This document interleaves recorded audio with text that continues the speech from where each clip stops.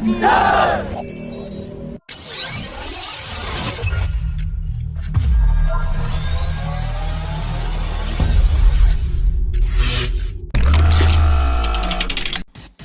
Boeing executive has said that two FA-18 Super Hornet aircraft and a composite team of Boeing and US Navy will arrive in India next month to start capability demonstration to the Indian Navy by 21st May.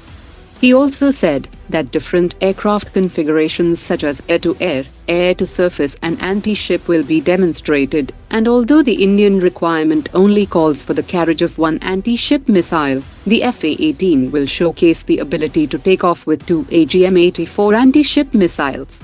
He also stressed that the Super Hornet has a twin-seat variant to operate from aircraft carriers, while the Rafale M is available only in a single-seat version, and twin-seat aircraft are considered more suited for long-range missions and tasks such as electronic warfare and ground attack.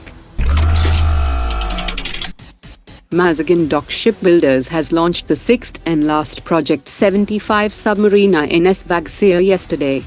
Mazagon Dock Shipbuilders will soon complete the integration and setting up of certain equipment and machinery, and then the submarine will start a comprehensive and rigorous set of tests and trials for more than a year, to ensure that it is fully combat-ready before induction into the Indian Navy.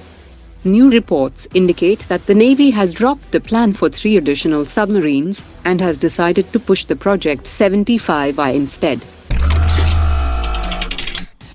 INS Delhi guided missile destroyer of the Indian Navy had recently tested a BrahMos supersonic cruise missile from an upgraded modular launcher, on which officials of BrahMos Aerospace have said that the BrahMos missile was without a warhead, and it hit the target ship at a speed of 3,000 km per hour, and created a hole in the target ship.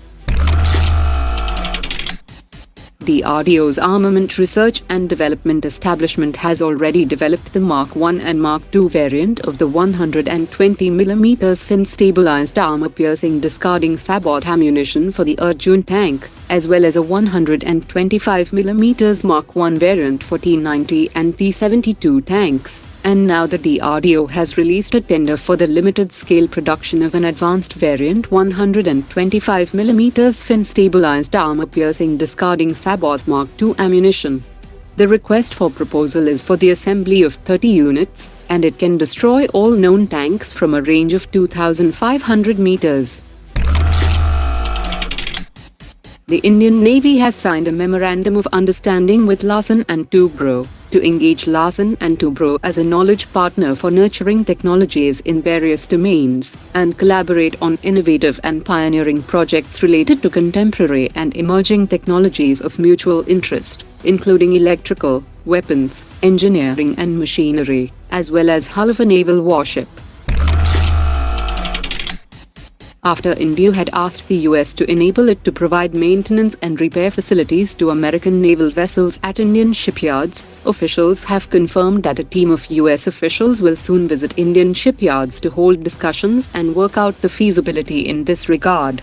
The length and breadth of the US amphibious platform's landing platform docks and support vessels is above 220 meters, and their displacement is above 30,000 tons, and Cochin Shipyard has the capabilities to deal with such huge amphibious platforms. Highly placed Defense Ministry officials have said that India has shared a document with the US outlining emerging areas where military technology cooperation can be undertaken by the two nations, and specialized teams are likely to conduct visits in the coming weeks to take the proposals forward. US firm Raytheon plans to invest $100 million in setting up production and research facilities in India that will create over 2,000 jobs in India, while Boeing is exploring the possibility of creating a maintenance, repair and overhaul hub for platforms like the P-8 maritime aircraft that are used by both nations.